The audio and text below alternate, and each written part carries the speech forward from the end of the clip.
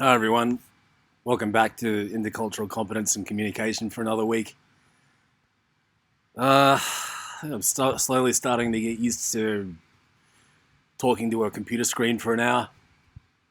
Usually when you sit around talking to yourself, they put you away, but these days they pay me for it, so who am I to complain? Hope you're all keeping well. Hope you've enjoyed the first couple of weeks of this unit. This week we're going to move away from the history part of the unit and look at some more of the practicalities. So without further ado, let's get into it.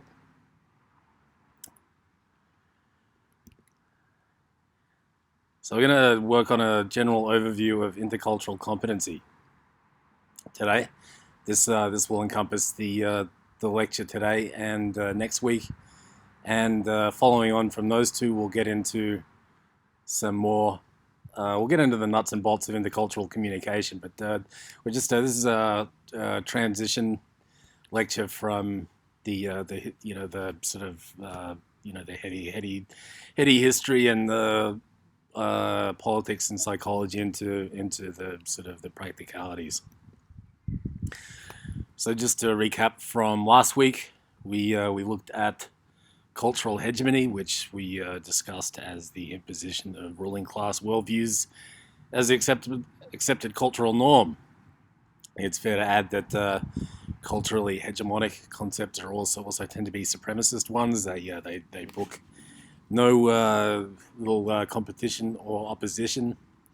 We talked about in the tutorials that they can also be fluid. They're subject to change, alteration, modification, often incorporating, what's the word? Recuperating opposition. You look at the way that the marketing of rebellion and such. We looked at whiteness, which we defined as the social construction of whiteness as an ideology tied to social status. So it's one of the pivotal features of whiteness was the general obliviousness, the idea that whiteness was normal. To be white was normal, and anything that wasn't white was the other and weird and possibly dangerous. I think that kind of goes back to that idea amongst the Romans of regarding anything that wasn't part of Rome as barbarian, as sort of a very binary black and white self versus other type thinking. From that, we got stereotyping, which tends to reflect that kind of binary-driven mentality. We defined stereotyping as an overgeneralized belief about a particular category of people, putting people into little boxes. Related to stereotyping was deviance production, the process of creating a moral panic through stereotyping around a scare narrative. We looked at one of the basic facets of deviance production, the subjective basis of the concept of deviance as such, and the general tendency of concepts based around deviance to depend on who has the power to define the meaning of the word in their own interest and impose those meanings on public discourse, rather as opposed to real or imagined characteristics of anyone so labeled. Looked at the role of the corporate mass media in that respect in particular, and their tendency to scaremonger and sensationalize, which often helps to draw audiences that they can then sell to advertisers. Sensationalism has always been a fairly notable facet of the mass media, arguably in part for that reason. If you're interested in reading more about that kind of stuff, there's a classic book called Manufacturing Consent by Herman and Chomsky, which looks at that kind of thing. Consent obviously relates right back to cultural hegemony and the other dynamics we were looking at in week one. Lastly, we looked at moral disengagement, the process of neutralizing the conscience through psychological mechanisms like victim playing and victim blaming that enable the application of double standards. I think it's a truism that we very rarely reject morality outright when looking to do harm and evil. We just apply it selectively. So the stereotype of evil, the Gargamels, the other sort of comic book evil characters sort of tend to give way to a somewhat more subtle way of looking at things. And again, from week one, colonialism, Orientalism, ethnocentrism, and othering, which I won't go over again, but just keep them in mind. Look at the Moodle forum pages for more information on all of those, which I do suggest you do if you get time. Key concepts for week 3. We're going to look at review basic concepts of intercultural competence. We're going to look at culture and Bennett's developmental model of intercultural sensitivity, which will be a major feature of the unit for the rest of the semester. Great framework for examining intercultural competence and the development of greater capacity for intercultural communication. So, without further ado, let's look at these. If you remember from week 1, we looked briefly at defining intercultural competence. Let's just go back over that briefly again. Cultural competence is the ability to understand, communicate with, and effectively interact with people across cultures. You can define intercultural competence as a set of congruent behaviors, attitudes, and policies that come together in a system, agency, or among professionals that enable them to work effectively in cross-cultural settings. Amelia's rule in particular, defining intercultural competence as the capacity for comprehension, remains as true as ever. It's we consider things in terms of it's about the way that I think some people conceive of intercultural competence as being a cultural boffin, and we'll look at these in some more detail next week. But the perspective I want you to consider for the moment is intercultural competence as a matter of active listening, and it's the understanding and the listener that forms the basis for, arguably, for intercultural competence as defined here, as the ability to understand, communicate with, and effectively interact with people across cultures. It's a matter of understanding how to listen, not being a boffin and a know-it-all, arguably. Which raises the question, leads us to the question: to understand others, do we need to start by understanding ourselves? Let's think about. Let's start by. In exploring that question, let's start by thinking about where we are in the world. Let's start with a quick fact check. If the world were a village of 1,000 people, it would include 504 Asians, 124 Africans, 95 East and West Europeans, 84 Latin Americans, 55 Russians, including Lithuanians, Latvians, Estonians, and other national groups, 52 North Americans, 6 Australians and New Zealanders. You can see right there that for us here in Ballarat, we are a very small minority. So that in terms of active understanding, I think understanding that fact in particular should impress on us the desire for active listening and understanding of others. Further to the point, the people of the village have considerable difficulty in communicating. 165 people speak Mandarin, 86 English, 83 Hindi Urdu, 64 Spanish, 58 Russian, 37 Arabic, and the list counts the mother tongues of only half the villagers. The other half speak in descending order of frequency: Bengali, Portuguese, Indonesian, Japanese, German, French, and 200 other languages. I don't know how your Mandarin is, but mine's pretty ordinary. I think I can say ni hao, and that's about it. If I was stuck in China, I would be quite stuffed, and I would wager a few of you might be too. Spanish is slightly better, but still, the point remains. And there's wide religious diversity as well. I mean, I didn't even bother inserting a lot of the other demographics, but you get the idea. It's we're a broad school, people, which leads us to the question of culture. I mean, how do we sort of begin to address all of this this sort of this broad school? Well, let's look at some preliminary observations. Culture is a learned set of shared interpretations about beliefs, values, and norms which affect the behaviors of a relatively large group of people. So let's keep in mind comprehension as a key facet of intercultural communication and the influence of history and society and comprehension, or as it seems to happen a lot, miscomprehension.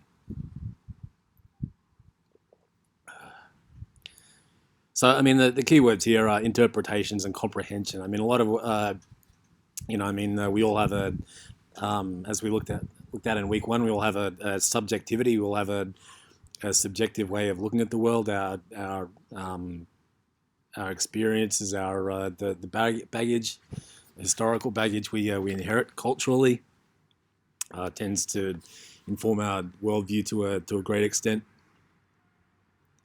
and this affects our the way we interpret things and therefore how we comprehend ourselves and others. So these are these are just things to keep in mind. This is especially true where culture is learned.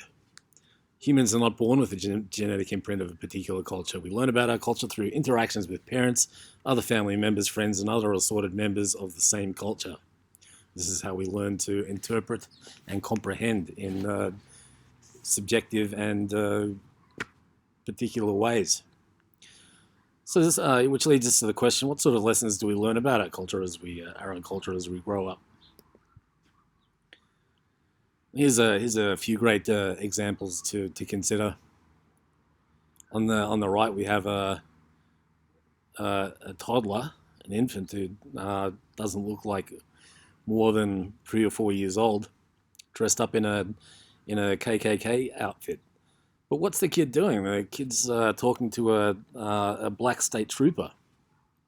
I mean, what does that tell us? I mean, this is a classic photo. The kid is in clearly in quite a hateful environment, but it hasn't quite sunk in enough to know not to hang out with the black guy. So that one remained became famous for a reason. Pointing to the fact that culture has learned you have to learn to hate people. Got a bit of a juxtaposition with that. With the other photo, we got a family of punks. What are some of the patches they've got? I can't even see. Rancid and Johnny Cash, and obviously some quite different cultural learnings happening there. Hopefully, more positive ones. What else can we think about culture? Culture is a set of shared interpretations. Well, they're not just interpretations of comprehension. They're shared ones. They're shared amongst groups, and these come to define paradigms of culture. Shared interpretations establish the very important link between communication and culture. These are often represented symbolically. Their meanings exist in the minds of individual communicators. When these symbols are shared, they form the basis for culture. I think we saw this in microcosm form when in lecture 1 when we were discussing ports, the nature of ports, the confusion that arose between intrepid tutor Amelia and her friend in Queensland when over the discussion over taking ports on holiday.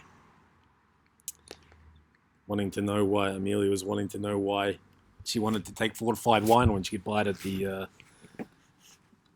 at duty free for cheap, and discovered at that point that Queenslanders use port to describe their suitcase. I've never heard that one ever until she told me that story. So that's there's an example of shared communications and some of the problems that arise when shared communications aren't shared by others. So let's think about what sort of symbols do we use to create meanings, shared meanings within cultures, before we start getting confused when they collide. Here are a few basic examples. I think on the left we've got a chest of drawers and a mirror. Is this is a very some unique stylings to this chest of drawers? Is it junk or is it distressed? Some might look at it and think, oh, it's worn out and old. It needs a coat of paint. But others might look at that and say, well, I think it's been made that way because it's made to look like a chest of drawers that you have in your shack at the beach, and they do it for that express purpose. Again, it depends on your if you see it. Some people think it's distressed and junk, but for the most part, I think we'll sort of tend to look at it one way or the other. It looks it's old or it's styled in a particular manner. Even more so, arguably, with the photo on the right hand side. So junky or distressed. Well, some people look at a guy sitting in an alleyway, sticking a needle into his arm, and say, "That's a junkie." That's a cultural interpretation. It's a shared cultural interpretation. But then again, some people might look at him and say, "Well, that's a very distressed individual. That's someone who's suffering from an addiction, which is an illness, and like any other illness, someone who needs treatment."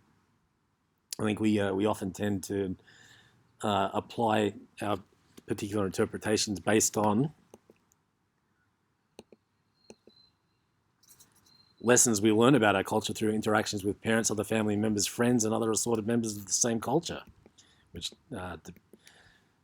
leads us to interpret these pictures according to these kinds of factors. Which leads us into cultural involving beliefs, values, and norms. The shared symbolic systems that form the basis of culture represent ideas about beliefs, values, and norms. These ideas encompass our basic understanding of what we understand to be true or false about the world, what is important in life, what behaviors are acceptable, and expectations we have of one another. Well, let's go back to this for a second. In choosing to interpret the scene on the right as a junkie or someone suffering from an illness, our shared beliefs, values, and norms are going to come into play. Whether we look at the junkie or the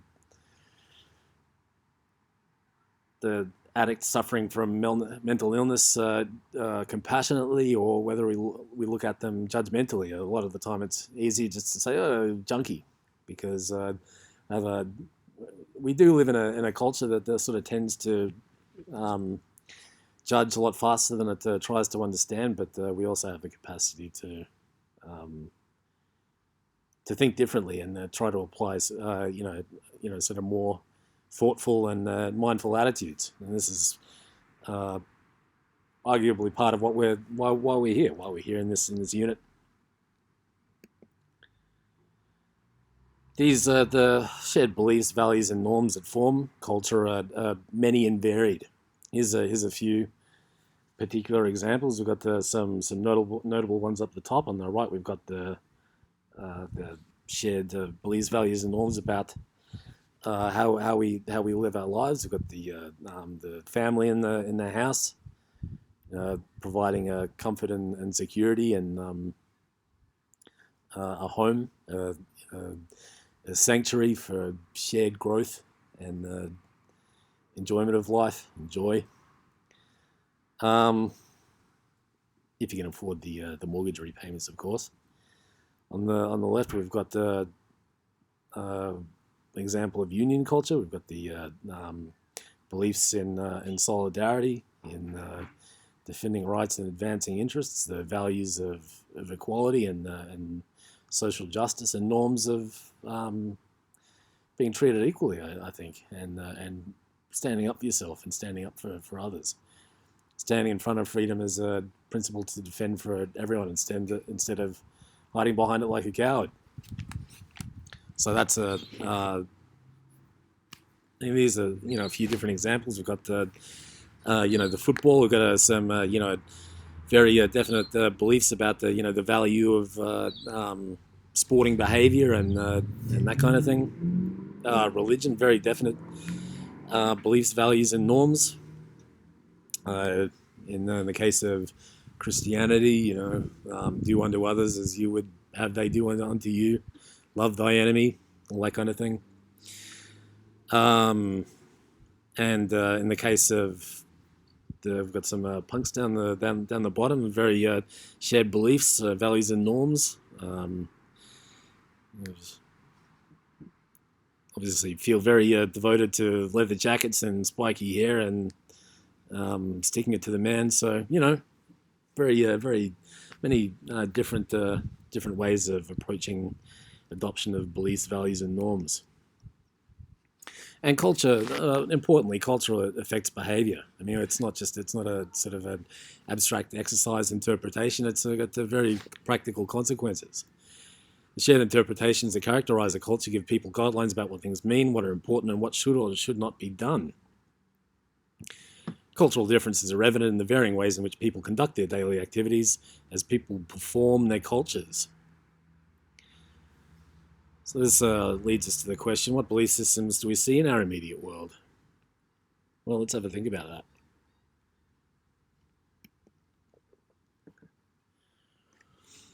Here's a great example of one way that culture affects behavior. What happens if we live in a consumerist culture where we're very concerned with advancement, with living for the future, with very definite ideas about happiness. Let's go back a few slides to this one here. It's up on the top right. We've got some very set ideas about what constitutes happiness. We've got the house with the wife and 2.5 kids. The 2 cars, the white picket fence. The great Australian dream. I like what George Carlin had to say about the great American dream. There's a reason why they call it the American dream, and that's because you have to be asleep to believe it. He was a pretty funny guy. But here's a great example of let's think about things in terms of consumer culture and how this affects behavior. What have we got here? We've got a couple of rats running around a maze. Happiness is just around the corner. Work harder. Happiness is just around the corner. Earn more money. Happiness is just around the corner. Buy more things. Happiness is just around the corner. Keep going. Well, there's a do they look happy? Well, it's questionable, but they certainly are running, and their culture certainly is giving rise to some very definite forms of behaviour.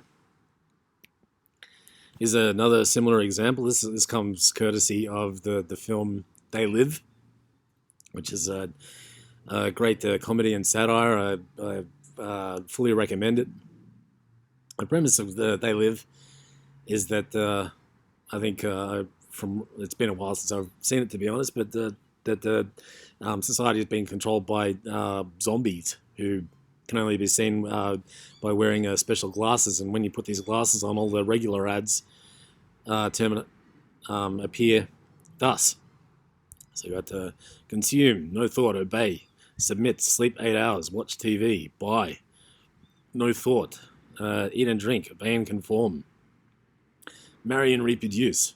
So obviously the satirical aspect of They Live relates to this kind of idea that in some senses where this cultural hegemony, the obliviousness of the hegemonic supremacist monoculture, and the very definite and very set ideas that tend to underpin it, which affect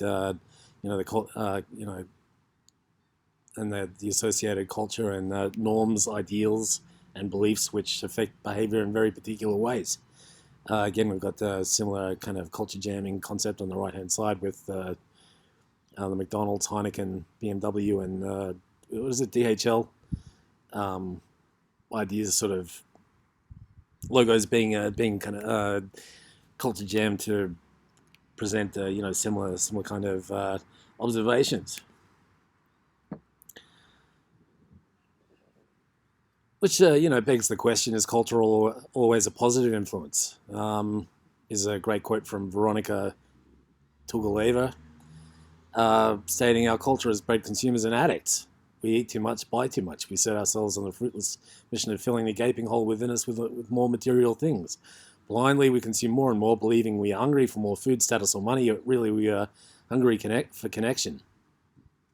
So I think this is interesting in terms of an example of the way that culture can, these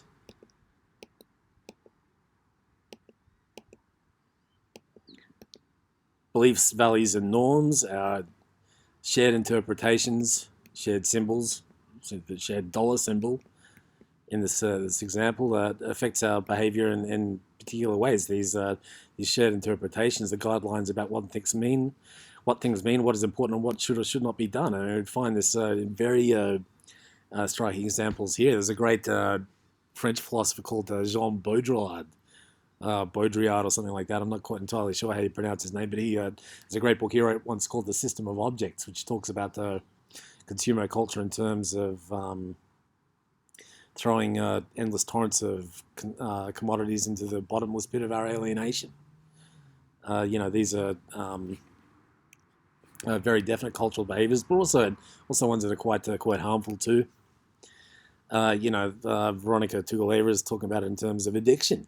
Addiction is. We're just looking at the addiction with the heroin user and the looking at that, considering the question of interpretations. Interpretations can vary wildly.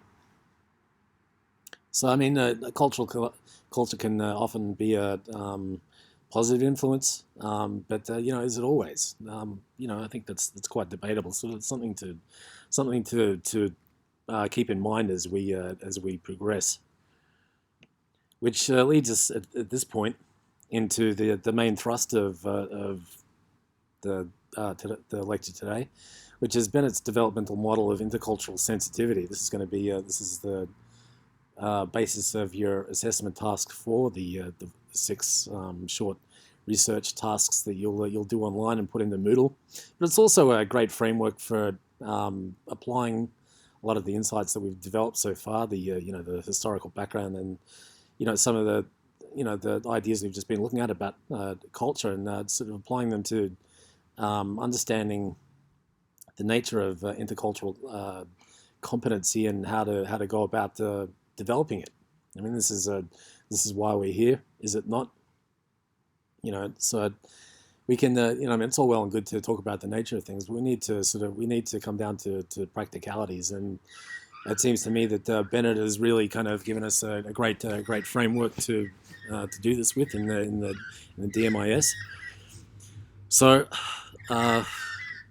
let's proceed to look at it in a bit more detail. We've got links down the bottom. There's a link to the IDR Institute. They've got some detailed information on the DMIS, and also from another foundation underneath. So there's a few links there for some useful information to look at the outset. There's tons around. There are journal articles and that kind of thing. So look around, get some more information. Let's start off with stage 1 of DMIS. Denial. When in this first stage, individuals refuse all interaction with other cultures and show no interest in discovering cultural differences. They may also act aggressively during cross-cultural situations. I've got some... actually, I will backtrack just slightly. I just need to dig up I'll dig up the information I sent out earlier and just review it in the lecture so that we've got it all to hand. Just bear with me for 1 second. I'm actually downloading the assessment task I just sent from my phone so I can read it to you. This is just reading from the brief from your research assignment, just to review.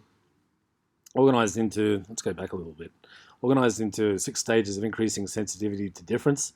DMIS identifies the underlying cognitive orientations individuals use to understand cultural difference. Each position along the continuum represents increasingly complex perceptual organizations of cultural difference, which in turn allow increasingly sophisticated experiences of other cultures. By identifying the underlying experience of cultural difference, predictions about behavior and attitudes can be made, and education can be tailored to facilitate development along the continuum. As you can see here, the first 3 stages are ethnocentric, as one sees his own culture as central to reality. These are denial, defense, and minimization. Climbing the scale, one develops a more and more ethno-relative point of view, meaning that one experiences one's own culture in the context of other cultures. By the 4th stage, ethnocentric views are replaced by ethno-relative views. So at the outset, we're looking at the difference between ethnocentric and ethno-relative. That's an important one to keep in mind. So let's go back again to look at the first stage of the DMIS, denial.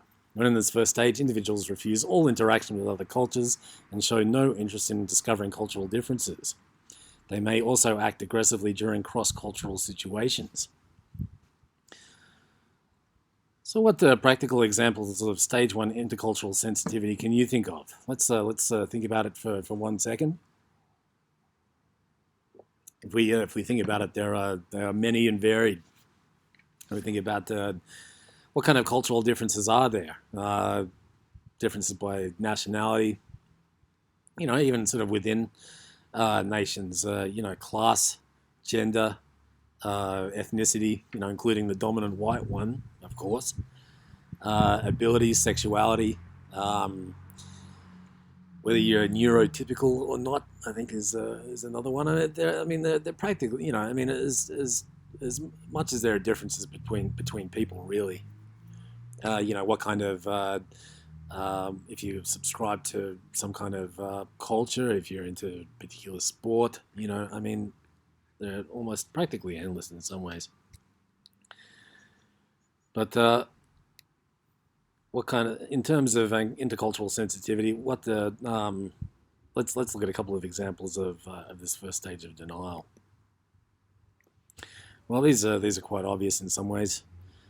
We've got the Charlottesville alt-righters up the top, looking very angry, zealous. Underneath we've got some National Socialists, the National Socialist movement, protesting. They all look very white, don't they? Very white and male. I don't think there's a bit of a sausage factory. I don't think you'd see that. It looks like there's one woman in the National Socialist movement photos, but otherwise they're very white and very blokey. So they're they're refusing all interaction with other cultures and show no interest in discovering cultural differences. So that's just that's characteristic denial. Also acting. They may also act aggressively during cross-cultural situations. Well, here's your aggression. They're all extremely aggressive. DMIS stage 2, defense, not quite as aggressive as stage 1, but still ethnocentric. Defense, in this stage, individuals consider all other cultures to be inferior to their own culture and will constantly criticize behaviors or thoughts by someone from another culture. Let's have a think about what practical examples of stage 2 intercultural sensitivity can we think of. Well, here's a few. Up the top, we've got the Murdoch pundit Andrew Bolt carrying on about the foreign invasion. Australia is being swamped by non-speaking immigrants who refuse to assimilate and accept our values. And in the face of this influx, we're losing our identity. He's a very, very emotionally elevated, emotive concepts there. The foreign invasion. Not much. Not a very dispassionate approach to thinking about the culture. people outside of this considers people outside of the supremacist monoculture a threat to it. I mean, that's that's very black and white. I mean, not as black and white as the denial stage, but still still hostile and still culturally supremacist. Next down, we've got the makes Colin Kaepernick. Makes $19 million a year playing American football, protests America. Again, we've got the critical thoughts and behavior of someone from a different culture. The only reason to protest anything is because the issue affects you personally, not because it affects your community and because you have a conscience. I mean, how could anyone have anything bad to say about America? I mean, it's just perfect. America is just like the end of the rainbow. And I mean, who cares how much money you make? So it's you're only allowed to protest if you're broke. I mean, that seems very very silly. And by the same token, and it's very silly and very subjective and arbitrary. Like democracy ends as soon as you can pay the bills. But I mean, it's arguably characteristic of the defensive mentality of ethnocentrism. And the third one we've got: if you can't stand for a national anthem, go back to the country you came from. Because she's wearing a veil. Well, she's wearing a veil and protesting, so she can't be American. I mean, what a lot of assumptions wrapped up in that one. If you wear a veil, you have to conform ideologically and not ask questions in order to be accepted as American. So very early stages of intercultural competency. I'm not as kind of aggressive and violent and just deeply in denial as stage one, but not far enough along for comfort either. Here's another great example of the second stage. Welcome back, students, to your university safe space. Please issue a trigger warning if you're about to commit a microaggression. Thanks to management. This guy's brain jumping out. So long you won't be needing me. Well, I mean, isn't this kind of telling in some ways as well? I mean, does it seem telling that the everyman in the cartoon is represented as a white male? I mean, they didn't. I don't know. See, like a black lady complaining about the diversity in universities and attempts to challenge historically entrenched cultural supremacism. Do we? It kind of begs the question: has the ethnocentric and culturally supremacist brain already jumped ship in the creation of a straw man? I mean, do you actually see any of these signs around Fed Uni or anywhere, for that matter? It's just, I mean, it's a straw man, and they create the straw mans and stereotypes in order to dodge having to think. And this is critical of behavioral thoughts by someone from another culture. It's it's attempting to maintain it's a defense of ethnocentrism. I mean, not quite as extreme as in stage one, but still very definitely reacting. And of course, the classic political correctness gone mad. It always seems to me that the political correctness is the thought policing that refuses to acknowledge the existence of other cultures. I mean, isn't that the actual existing political correctness? Like the political correctness is the obliviousness of whiteness. How dare anyone sort of dare to sort of assert themselves as culturally diverse? Which brings us to stage 3 of the developmental model of intercultural sensitivity: minimization. When this stage is reached, individuals will start believing that all cultures share common values. They will also minimize any cultural differences by correcting people to match their expectations.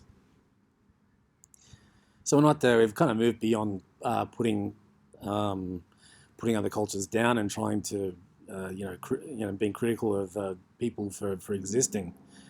It's we're it's sort of, I think it's sort of, it's, I don't know, it's sort of more, I don't know, we go from hostility to to paternalism, kind of jettison the uh, overt hostility in favor of passive aggression or something like that, maybe. So what kind of examples can we think of this stage? I found a great one, which I'm really looking forward to sharing with you. This is I can't even remember her name. I honestly don't care to remember it. But she was out in Australia a little. Is it Lauren Southern? Lauren Southern, I think. I don't know. I don't really care to remember. But she's on the Daily Show with Trevor Noah, and obviously talking about all things, cultural competency and otherwise. And she's saying, no one brought up white at all. I never said that. I don't see colour. To which Trevor Noah responds, beautifully. So what? What do you do at a traffic light? I mean, doesn't I think this sort of speaks to this mentality in particular perfectly. You don't see colour because you choose not to, but everyone who has to deal with racism obviously does. I mean, not seeing colour doesn't make it go away. So just minimizing cultural differences in order to avoid having to actually kind of deal with the issue. I'm sure you'll be able to think of others. I mean, it's becoming a little bit more nuanced now. It's not as not sort of the overt hostility anymore, or the overt sort of supremacism. It's sort of I think this this Lauren Southern pundit is sort of still fairly extreme in her views and still ethnocentric, but trying to it becomes slightly more. That they find clever ways to disguise it. I mean, it's I don't see culture, man. I actually have a great link somewhere else, which I'll dig up and send around when we get to week 3, to stage 3 of this kind of thing. This paternalistic sort of not dealing proactively with the problem, just sort of trying to pretend that it doesn't exist. Beyond that, we get into the ethno-relative stages. We've got the stage 4, which is acceptance. At this stage, individuals may still judge other cultures negatively, but they also tend to recognize that cultures are different, and they may become curious about different cultures. So we need to sort of start thinking about how this. What are the some of the basic ways that we start to learn about other cultures, especially if we're sort of in a fairly, insular monoculture. Well, I think things like food and drink, and music. I mean, for me, music was always a big one. As a kid growing up to listening to American rap music. Might be able to think of similar kind of examples. I mean, the Nazis in the 30s were always really scared of jazz because there's I don't know, black people making great music that people might like. It's interrupting our messing with our cultural supremacism. So I mean, these are sort of some of the areas you can think about. Art, clothing, all that kind of stuff. I mean, one of the example I thought of immediately for the very average punter is kebabs. It's coming from quite a different South European culture, getting into South Asia. Turkey and that's sort of the edge of the Orient. The classic Orient. So I mean, this is sort of one of the more conspicuous ways that the archetypal Orient sort of tends to manifest for amongst the white monoculture in the West. I just immediately thought of drunk people eating kebabs. You've been out on the terps all night and you come in for some Oriental culture in getting your spicy kebab at the end of the night when you're on your way home. You got the drunk guy drunk man drops his kebab on floor and carries on eating it. Well, I don't know. I don't know why this is news, but he's I don't know. Maybe you're not sort of such a culture vulture when you're sober. But he's obviously committed to his kebab, which is interesting. Interesting to know if what kind of other attitudes the guy has. I mean, it doesn't. You don't have to be a intercultural expert to eat a kebab, but it's obviously making progress on the on the scale of intercultural sensitivity. We don't eat the kebabs because they're not not. I mean, it's not like the stage one where they would likely be boycotting kebabs because it's not the right cultural background. But according to this model, it's progress. Progressing a little bit further, we've got the stage 5 of the developmental model of intercultural sensitivity. Adaptation. During this stage, individuals gain the ability to adapt their behavior more easily and effectively by intentionally challenging their own behavior or communication style. Well, it'd be interesting to sort of look at the ways that this is done. I mean, people try to look at it, doing it like with language. There are a myriad of other ways that we'll look at that. This can be done. I mean, here's one obvious one that I found. The pronouns we use for transgender people. I mean, here's a great one from Vox. Well, what do you use? Well, whatever they use for themselves. If you don't know, politely ask which pronoun would you like me to use. If you're not sure, just ask. And it's not a big deal. I mean, here's a great one from the Library of Kansas. My pronouns are he, him, his. My pronouns she, her, hers, and my pronouns are there, them, and theirs. At this stage, if you sort of if you're willing to, you've got the ability and willingness to adapt your behavior more easily and effectively by changing communication or behavior to accommodate others, then this becomes more possible. And you understand and appreciate and are sort of willing to accommodate difference. And I think it's interesting that people like Jordan Peterson, the US pundit, make such a big deal out of having to sort of accommodate other people's pronouns. I mean, considering the things that transgender people have to put up with, entrenched bigotry, hate crimes, violence, all the rest of it. I mean, why is it such a big ask? And I mean, this is the sort of one of the things that I find difficult. I mean, it's why is it such a big deal? And so this is the kind of thing that we're going to look at and think about. Why is it why a small change is so too hard for some? Which leads us ultimately to the final stage of developmental model of intercultural sensitivity, stage 6, integration.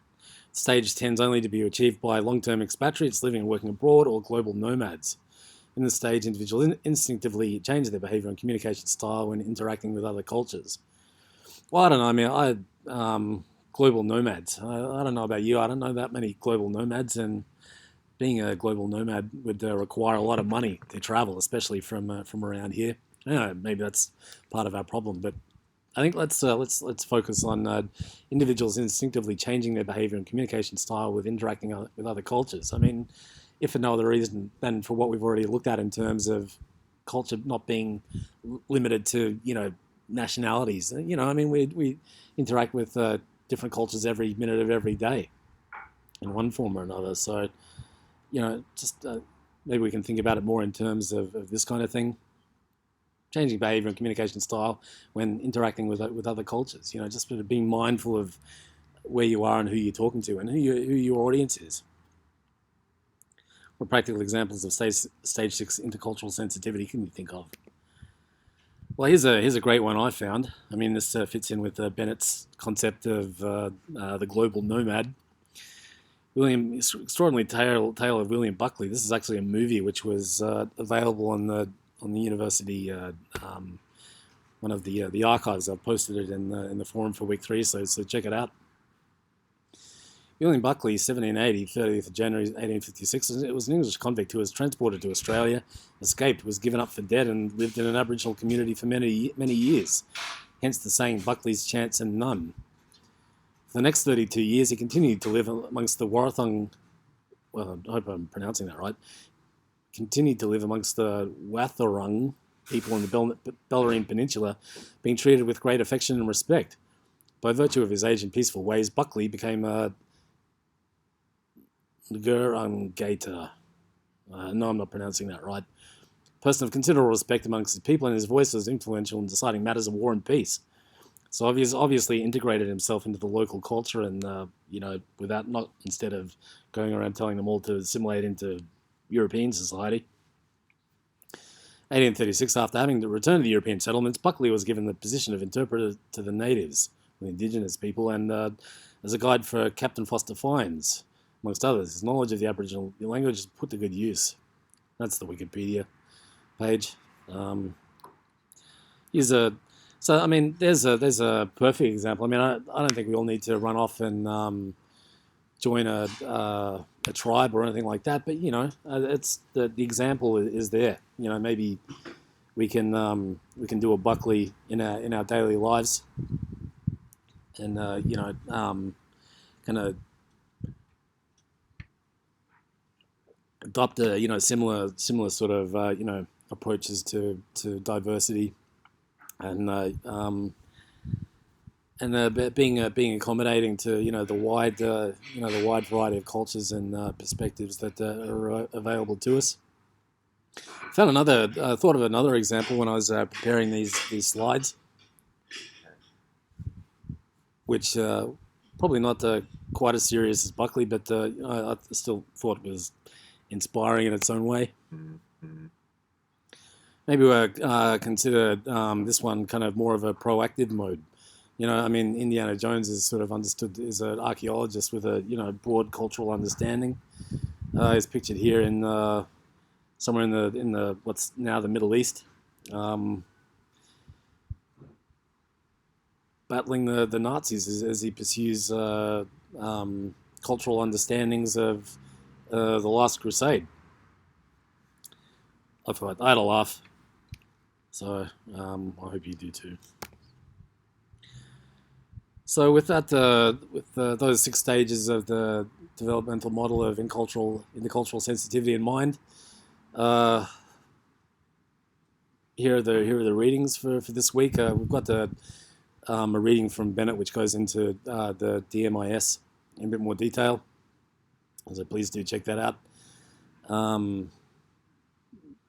Barmeyer on learning styles and their impact on cross-cultural training, and something on developmental paradigm for intercultural competence research. Just some very kind of broad introductory readings for everyone, for 2308 students. So there's got another one from enhancing students' cultural competence using cross-cultural experiential learning. It's starting to get into a bit more of the cultural competency stuff and the communication side of things, but we'll get into that in earnest in a couple of weeks. For the moment, just think about what are the particular, the questions for this week. What are the particular contributions that Bennett's developmental model of intercultural sensitivity has made in promoting cultural competence and effective intercultural communication? I mean, what kind of contributions can it make? How might these contributions be applied in what we've seen from other theorists and what we know about the dynamics of global cultures and intercultural communication more generally? This will be a question to keep in mind, in particular as the unit progresses. But for the moment, just think about the stages of intercultural sensitivity and how we might apply them to what we see around us at the moment, and how we might in so doing promote intercultural competence. So just on a housekeeping note to finish the online lecture for this week, we've got your first assessment task, which is the Moodle Forum research task 4.1. I've emailed you all about that today. You should have the assessment sheet with all the information on it. I'll post sitting online. It will go online. It will go active at 3:30 on Tuesday. So you've got all the information. Please get onto the task. You've got until 11:59 on Sunday night to post. Please post 150 to 200 words. Looking at a primary source that you found online for stage 1. Try to incorporate one of the key concepts from the first weeks and one of your readings. All the details are there. If you've got any questions, please drop me an email and I'll do everything I can to help you out. I hope you enjoy that one. I'm quite excited to see how it goes. Oh, and please do remember to find a unique source so that we don't have copying and plagiarism issues. And please also respond to someone else's as well to, if you can sort of elaborate or, think of any other kind of examples to tease out the example. Coming up next week is your assessment task, the Moodle quiz portion. That's 3.1. Again, that's the tasks for this week and next week are both worth 5%. That task will be online on Monday morning. Again, you'll have until Sunday night to complete it. I will. Notifications have been a bit patchy, but I will. I'll send out a group email just to let you know that one is online, and hopefully Moodle will sort itself out in time. I'll send you more information about that during the week. I mean that I don't think that would. Hopefully you won't find that too difficult, and it'll be good for reinforcing what you've picked up so far, and embedding it in long-term memory, which is what we want. So with that all said, thanks for if you've watched this far. Thanks for bearing with me. Thanks for tuning in. Hope you have a great week. Hope you enjoy the readings and the material you're picking up this week. Enjoy the doing this first assessment task. I look forward to seeing what you come up with. And have a great week otherwise. I'll catch you again next week. So I'll bid you adieu for now.